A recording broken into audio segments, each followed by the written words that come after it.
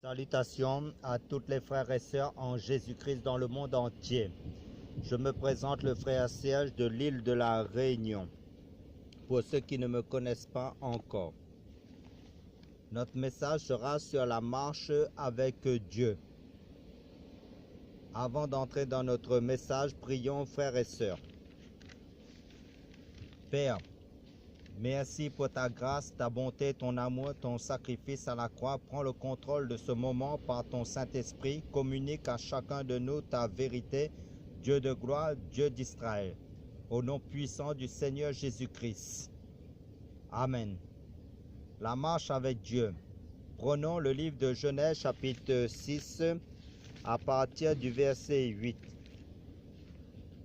Genèse chapitre 6 à partir du verset 8. Cependant, Noé trouva grâce aux yeux de l'Éternel.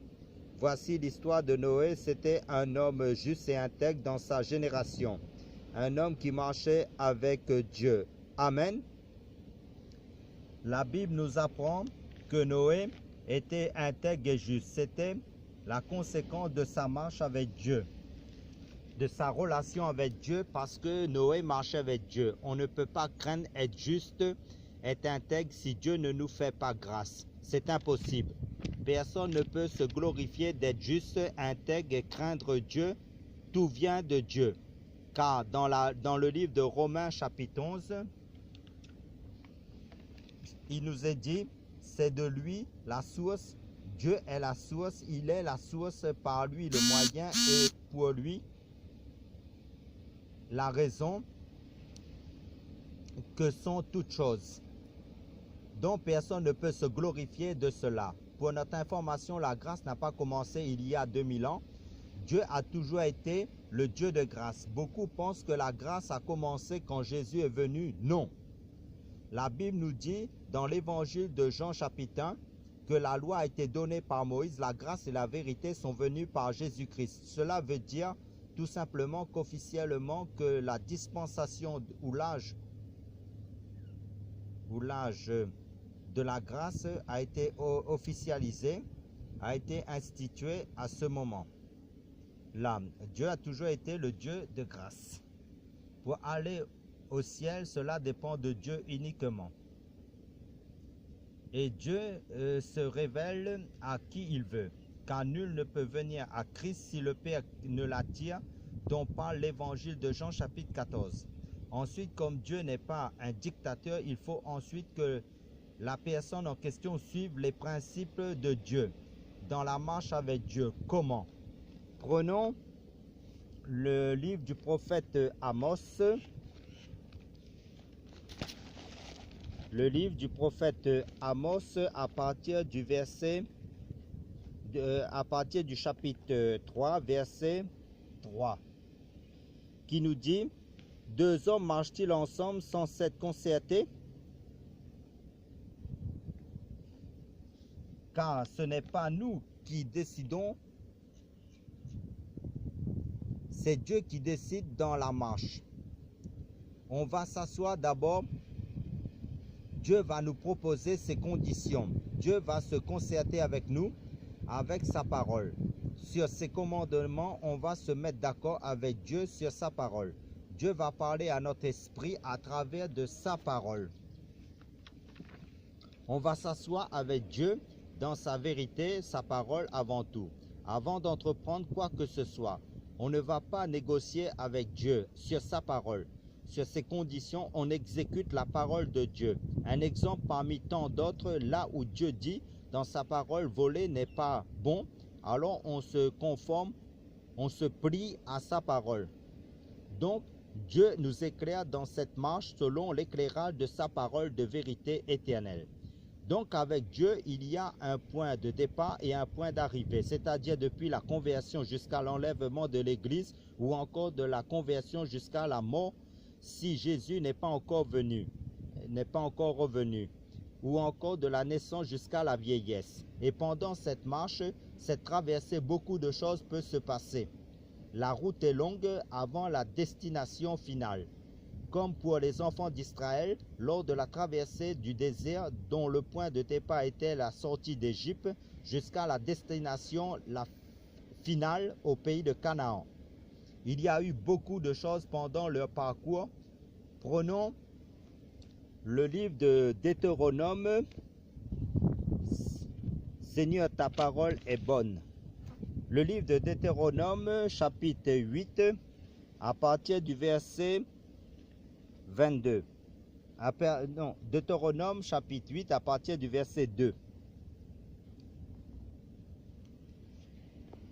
Qui nous dit, souviens-toi de tout le chemin que l'Éternel, ton Dieu, t'a fait faire pendant ces 40 années dans le désert. Il voulait t'humilier et te mettre à l'épreuve pour connaître les dispositions de ton cœur et savoir si tu respecterais ou non ses commandements.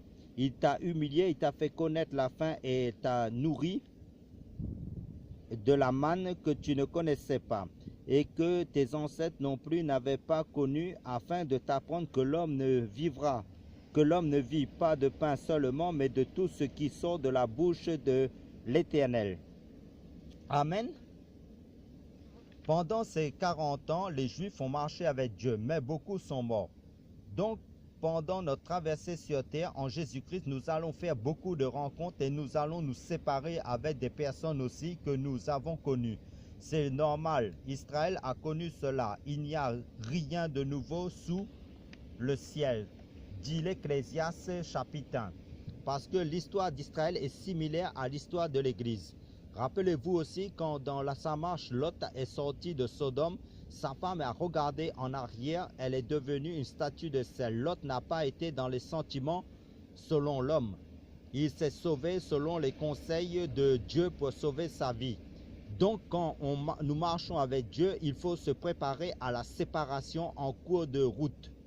La Bible nous dit, il y a beaucoup d'appelés mais peu d'élus. Il faut privilégier notre marche personnelle avec Dieu, mettre l'accent prioritairement sur notre relation intime, personnelle, individuelle avec Dieu. Ensuite, en deuxième position, avec les hommes. Les frères et sœurs, nos familles, c'est pourquoi Jésus donne la base de la marche chrétienne. Allons dans l'évangile de Luc. L'évangile de Luc, chapitre 14, verset 25. De grandes foules faisaient route avec Jésus. Il se retourna et leur dit, si quelqu'un vient à moi sans me préférer à son père, sa mère, ses frères, ses sœurs, ses frères et ses sœurs, et même à sa propre vie, il ne peut pas être mon disciple. Celui qui ne porte pas sa croix et ne me suit pas ne peut pas être mon disciple. Amen. Là, nous voyons aussi le renoncement à soi-même, pour ainsi dire, c'est-à-dire la mort à soi-même. Dieu nous tue si nous résistons à sa volonté pour faire sa volonté. Dieu nous tue par la souffrance. Plus la souffrance est grande, plus la couronne sera grande. La couronne de la vie éternelle. Pendant ces tests de souffrance où notre foi va être éprouvée sur terre, beaucoup de personnes vont abandonner pendant cette marche, beaucoup vont tomber spirituellement.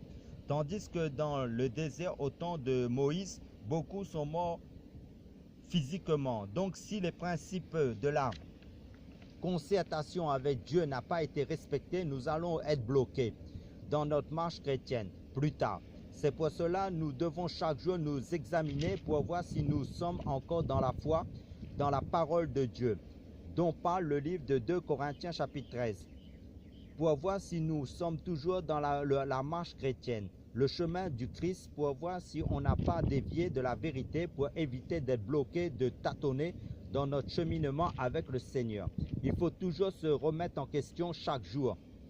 Continuons dans le livre de l'évangile de Luc, chapitre 14, verset 28. Verset 28 qui nous dit, en effet, si l'un de vous veut construire une tour, il s'assit d'abord pour calculer la dépense et voir s'il a de quoi la terminer. Autrement, si après avoir posé les fondations, il ne peut pas la terminer, tous ceux qui le verront se mettront à se moquer de lui, en disant, cet homme a commencé à construire et il n'a pas pu finir. Amen. Le verset 28 nous dit, Car lequel de vous, s'il veut bâtir une tour, ne s'assied pas premièrement pour calculer la dépense? En gros, c'est quoi cette dépense? C'est-à-dire le renoncement à soi-même, car Dieu veut 100% de notre cœur pour lui, seul, en premier. Prenons aussi le passage du livre de Matthieu, chapitre 7, versets 13 à 14. Qui nous dit: entrez par la porte étroite, en effet large est la porte et spacieux le chemin menant à la perdition. Et il y en a beaucoup qui entrent par là. Mais étroite est la porte, resserré le chemin menant à la vie. Et il y en a peu qui les trouvent.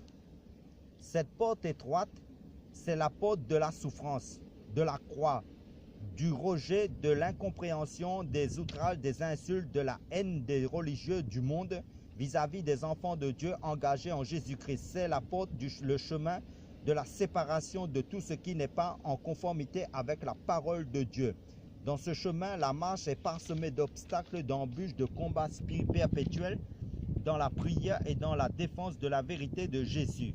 De la saine doctrine, dans ce chemin difficile, personne ne peut tenir s'il n'a pas une relation personnelle et profonde au fur et à mesure de son parcours avec le Seigneur Jésus-Christ pour nous ressourcer quand nous faiblissons.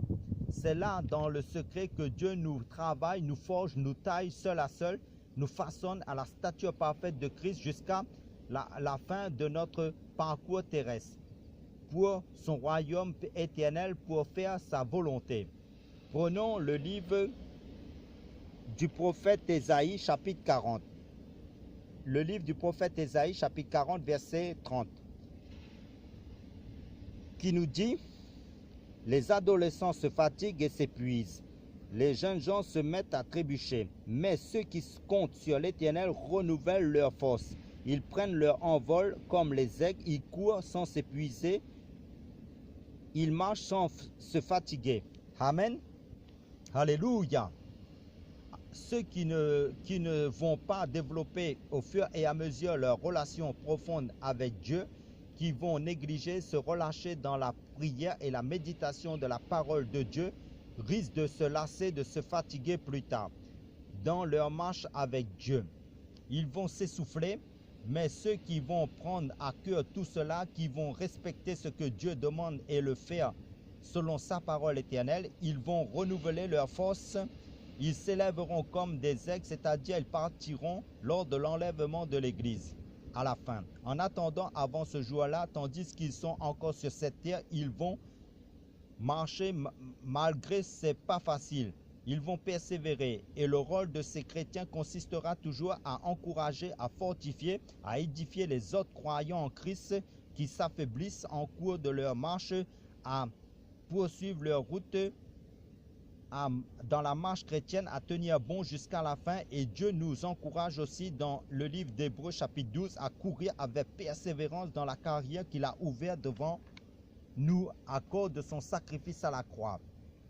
Pour conclure notre message, cette courte exhortation, prions frères et sœurs. Père, aide-nous à persévérer dans ton chemin étroite selon ta grâce. Merci Seigneur pour les expériences que tu nous fais vivre. Continue ton œuvre dans la vie de chacun de nous, de tes enfants en Christ, dans le nom de Jésus-Christ, pour ta gloire, Père. Amen.